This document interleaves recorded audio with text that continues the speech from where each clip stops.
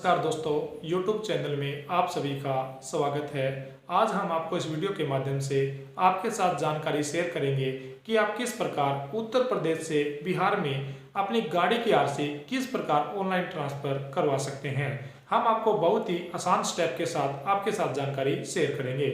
यदि आप 5 मिनट का समय निकालकर वीडियो के लास्ट तक बने रहते हैं तो आप अपने घर बैठे अपने ही मोबाइल से ऑनलाइन आरसी ट्रांसफर करवा सकते हैं और आपको ज़्यादा आरटीओ के चक्कर भी नहीं लगाने पड़ेंगे।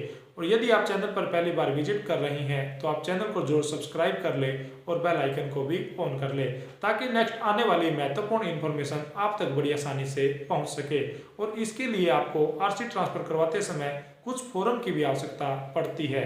यदि आप उन फॉर्म को डाउनलोड करना चाहते हैं तो वीडियो के डिस्क्रिप्शन में दिए गए लिंक की मदद से आप फॉर्म भी डाउनलोड कर सकते हैं। तो ज़्यादा समय खराब न करते हुए अब हम वीडियो की शुरुआत कर लेते हैं। इसके लिए सबसे पहले आपने गूगल में वाहन परिवहन .gov.in ये जो वेबसाइट है इसको ओपन कर लेना है। जैसे ही आप यहाँ पर एंटर करते हैं आपके सामने पहले नंबर पर परिवहन सेवा ये वेबसाइट आ जाती है। तो आपने इस वेबसाइट को ओपन कर लेना है। जैसे ही आप इस वेबसाइट को ओपन करते हैं आपके सामने ऐसा इंटरफेस आ जाता है। आपने इसको नीचे स्क्रॉल कर लेना है और व्हीकल रजिस्ट्रेशन के ऑप्शन पर आपने क्लिक करना है। इसके बाद आपने यहाँ पे सिलेक्ट स्टेट नेम, आपने यहाँ पे अपना स्टेट का जो नेम है वो सिलेक्ट कर लेना है। जैसे कि हम यहाँ पे एग्जांपल के तौर पे हरियाणा सिलेक्ट कर लेते हैं। एंटर रजिस्ट्रेशन नंबर, आपने यहाँ पे अपनी गाड़ी का जो नंबर है वो एंटर कर देना है। जैसे कि हम आपको उदाहरण के तौर पर HR 39C 4470 किसी भी गाड़ी का नंबर है वो एंटर कर देते हैं। उसके बाद आपने यहाँ पे RTO ऑफिस सिलेक्ट कर लेना है। जैसे कि हमने यहाँ पे हिसार HR 20 जो RTO ऑफिस है वो हमने सिलेक्ट कर लिया है। उसके बाद आपने प्रोसीड के ऑप्शन पर क्लिक करना है। उसके बाद दोबारा फिर आपने प्रोसीड के ऑप्शन पर क्लिक करना है। इसके बाद आपको यहाँ पे apply for transfer of ownership, change of address, hypothecation, addition, continuation, termination, duplicate RC ये जो ऑप्शन आपको दिखाई दे रहा है आपने इस ऑप्शन पर क्लिक करना है। और यदि आपने आपकी गाड़ी का टैक्स पे करना है तो आप यहाँ पे पे योर टैक्स के ऑप्शन पर भी क्लिक कर सकते हैं। यदि आपने डुप्लीकेट फिटनेस सर्टिफिकेट बनवाना है तो आप इस ऑप्शन पर क्लिक कर सकते हैं। लेकिन हम आपको यहाँ पे आपकी गाड़ी की आरसी ट्रांसफर करना सिखा रहे हैं तो हम यहाँ पर apply for transfer of ownership के ऑप्शन पर क्लिक करेंगे। जैसे ही आप यहाँ पर क्लिक करते हैं आपके सामने ऐसा इंटरफेस आ जाता है। व्हीकल रजिस्ट्रेशन नंबर, आपको यहाँ पे अपनी गाड़ी का रजिस्ट्रेशन नंबर डालना है। जैसे कि HR 39C 4470 हम यहाँ पर एंटर कर देते हैं। उसके बाद आपने चेसी नंबर एंटर करना है और आपका चेसी नंबर का आखिरी के जो 5 कैरेक्टर है वही आपने एंटर करने हैं। जैसे कि हम यहाँ पर एंटर कर देते हैं 24921। उसके बाद आपने वेरीफाई डिटेल के ऑप्शन पर क्लिक कर देना है। यहाँ पर क्लिक करने के बाद आपके सामने ऐसा इंटरफेस आ जाता है यूजिंग मोबाइल OTP और यूजिंग आधार। तो आपने यहाँ पे यूजिंग मोबाइल OTP के ऑप्शन पर क्लिक करना है। तो आपके सामने यहाँ पे एक मोबाइल नंबर आएगा जिसके लास्ट के जो अंक है वो 7375 है। उसके बाद आपने जनरेट OTP के ऑप्शन पर क्लिक करना है। तो आप देखेंगे कि ये जो मोबाइल नंबर है इसके ऊपर एक SMS चला जाता है, OTP चला जाएगा। आपने इस OTP को यहाँ पे एंटर कर देना है एंटर OTP वाले ऑप्शन में। जैसे कि हम यहाँ पर OTP एंटर कर देते हैं। उसके बाद आपने सबमिट के ऑप्शन पर क्लिक कर देना है। आप यहाँ पर देखेंगे कि आपके सामने काफी ऑप्शन आ जाते हैं। Transfer of ownership, termination of hypothecation, duplicate RC. तो हम यहाँ पर आपकी गाड़ी की आरसी को ट्रांसफर करना सिखा रहे हैं। तो ट्रांसफर ऑफ ओनरशिप के कॉलम पर हम यहाँ पे क्लिक करेंगे। उसके बाद जैसे ही आप इसको नीचे स्क्रॉल करते हो तो आप यहाँ पे देखोगे कि ट्रांसफर बायर डिटेल, यानी कि यहाँ पे बायर की डिटेल आ जाती है। जो आपकी गाड़ी खरीदता है उसकी डिटेल आती है। यहाँ पे पर्पस दिखाना होता है। जैसे कि आप यहाँ पे देख सकते हैं इसमें लिखा हुआ है सेल, ऑक्शन है या सक्सेशन है, कौन सा पर्पस था तो हम यहाँ पे सेल ही रखेंगे। न्यू ओनर सीरियल नंबर, यदि आप अपनी गाड़ी को दूसरी ही पार्टी के नाम कर रहे हैं, जैसे कि आपने सबसे पहले नई गाड़ी अपने नाम पे खरीदी और उसके बाद आप किसी दूसरे मेंबर को गाड़ी दे रहे हैं तो उसका वो सेकंड ओनर माना जाएगा। सीरियल नंबर आपको यहाँ पे लिखना है। और यदि आप अपनी गाड़ी को तीसरे व्यक्ति को बेच रहे हैं तो आप यहाँ पे सीरियल नंबर में 3 भी लिख सकते हैं। उसके बाद आपने न्यू ओनर नेम, जिसको भी आप गाड़ी बेच रहे हैं उसका यहाँ पे नेम लिखना है।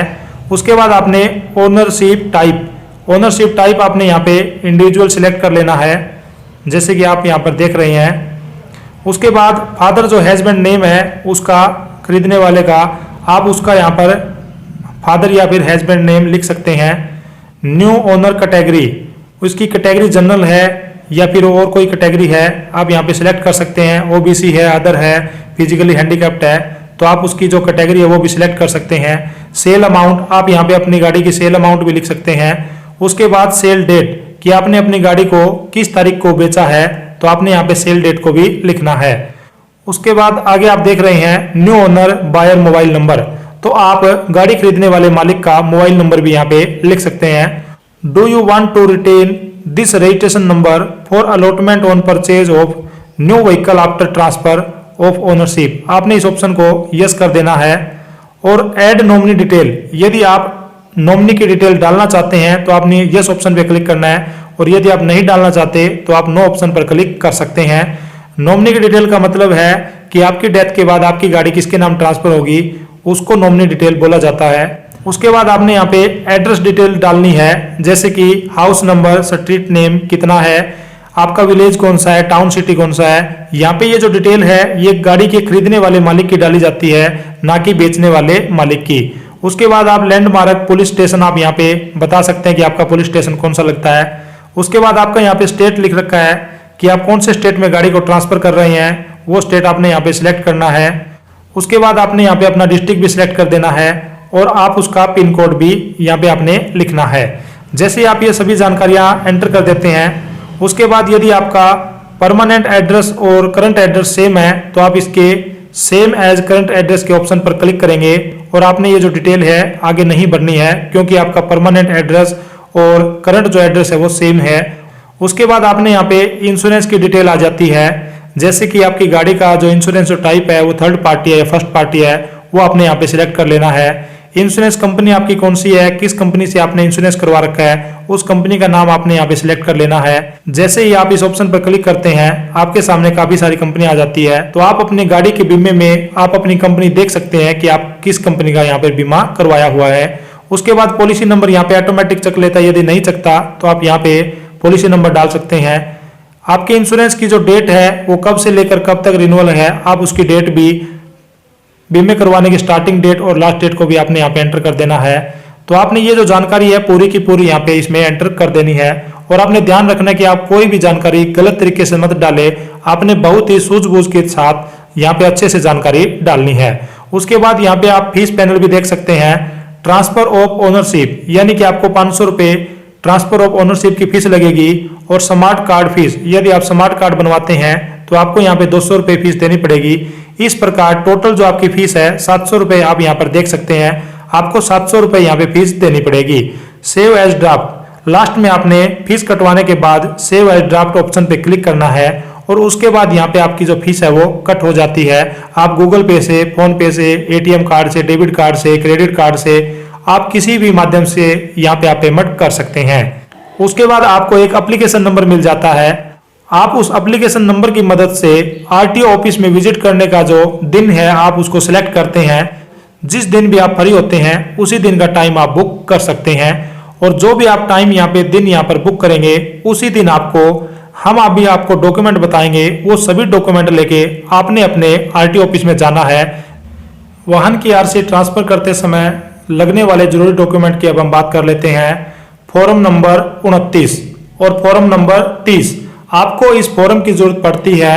आप यह फॉर्म कोर्ट से या फिर आप फोटोस्टेट की दुकान से भी इस फॉर्म को ले सकते हैं, या फिर आप इस फॉर्म को वेबसाइट की मदद से गूगल से भी डाउनलोड कर सकते हैं, और आपने इस फॉर्म को अच्छे से भर लेना है। गाड़ी की आरसी, आपकी गाड़ी की ओरिजिनल आरसी की आपको यहाँ पे जरूरत पड़ती है। गाड़ी का इंश्योरेंस, और आपको यहाँ पे एक वैलिड इंश्योरेंस की जरूरत पड़ती है। यदि आपकी गाड़ी का इंश्योरेंस वैलिड नहीं है तो आप यहाँ पे अपना वैलिड इंश्योरेंस बनवा सकते हैं। यहाँ पे एक्सपायर इंश्योरेंस काम नहीं करेगा। और पीयूसी सर्टिफिकेट, यानी कि आपकी गाड़ी का पोल्यूशन सर्टिफिकेट भी आपको यहाँ पे चाहिएगा, तो आप उसको भी बनवा सकते हैं। गाड़ी का जो चेसी नंबर है उसको आपने पेंसिल की मदद से उस पेपर के ऊपर प्रिंट कर लेना है।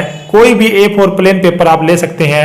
उस पेपर के ऊपर आप पेंसिल की मदद से आपकी गाड़ी का जो चेसी नंबर है वो आपने प्रिंट कर लेना है। पैन कार्ड, गाड़ी बेचने और खरीदने वाले दोनों पार्टी का जो पैन कार्ड आपको यहाँ पे जरूरत पड़ती है। यदि आपके पास पैन कार्ड नहीं है तो आप फॉर्म नंबर 60 भी भर के दे सकते हैं। गाड़ी खरीदने वाले का आधार कार्ड आपको यहाँ पे चाहिएगा और गाड़ी खरीदने वाले कैंडिडेट की आपको यहाँ पे एक रंगीन पासपोर्ट साइज फोटो की भी जरूरत पड़ती है, तो आप इन डॉक्यूमेंट का जरूर ध्यान रखें। और गाड़ी खरीदने वाले का जन्म प्रमाण पत्र के तौर पर आप यहाँ पर अपना आधार कार्ड, मार्कशीट या फिर आप कोई भी डेट ऑफ बर्थ का प्रूफ दे सकते हैं। और यदि आप इस गाड़ी को अपने ही राज्य में ट्रांसफर करवा रहे हैं तो आपको एनओसी की जरूरत नहीं पड़ती। और यदि आप इस गाड़ी को एक स्टेट से दूसरे स्टेट के अंदर ट्रांसफर करवाते हैं तो आपको पहले वाले स्टेट से एनओसी लेनी पड़ती है और आपको यहाँ पे एनओसी की भी जरूरत पड़ेगी। एनओसी लेने के लिए आप हमारी नेक्स्ट आने वाली वीडियो को जरूर देखें कि आप अपने स्टेट से अपनी गाड़ी की एनओसी किस प्रकार निकलवा सकते हैं। हम आपको वहाँ पे उस वीडियो के माध्यम से आपके साथ जानकारी शेयर कर देंगे और उसका लिंक आपको वीडियो के डिस्क्रिप्शन में मिल जाएगा। तो आपको यदि एक स्टेट से दूसरे स्टेट में गाड़ी की आरसी ट्रांसफर करवानी है तो आपको एनओसी की जरूरत पड़ेगी, अन्यथा सेम स्टेट में गाड़ी को ट्रांसफर करवाते समय आपको एनओसी की जरूरत नहीं पड़ेगी। अब हम बात कर लेते हैं रोड टैक्स की कि आपको कितना टैक्स पे करना पड़ेगा। यदि आप दिल्ली से हरियाणा में या फिर दिल्ली से किसी भी अदर स्टेट में गाड़ी को ट्रांसफर करवाते हैं तो आपको रोड टैक्स पे करना पड़ेगा। यदि आप अपने ही स्टेट में गाड़ी ट्रांसफर करवाते हैं सेम स्टेट में तो आपको रोड टैक्स पे नहीं करना पड़ेगा। इस बात का भी आप लोग ध्यान रखें। तो आपको कितना टैक्स पे करने पड़ेगा इसकी जानकारी आप आरटीओ ऑफिस से ले सकते हैं। और यदि अब भी किसी साथी के मन में गाड़ी की आरसी ट्रांसफर करवाते समय कोई भी किसी भी प्रकार का सवाल या जवाब आपके मन में रह गया है तो आप अपना सवाल हमसे क्लियर कर सकते हैं। वीडियो में कमेंट के माध्यम से आप अपना सवाल लिख दें, हम आपके सवाल का तुरंत रिप्लाई करेंगे। और हमारे द्वारा दी गई जानकारी आपको कैसी लगी लाइक, शेयर और कमेंट के माध्यम से जरूर बताएं। धन्यवाद। जय हिंद।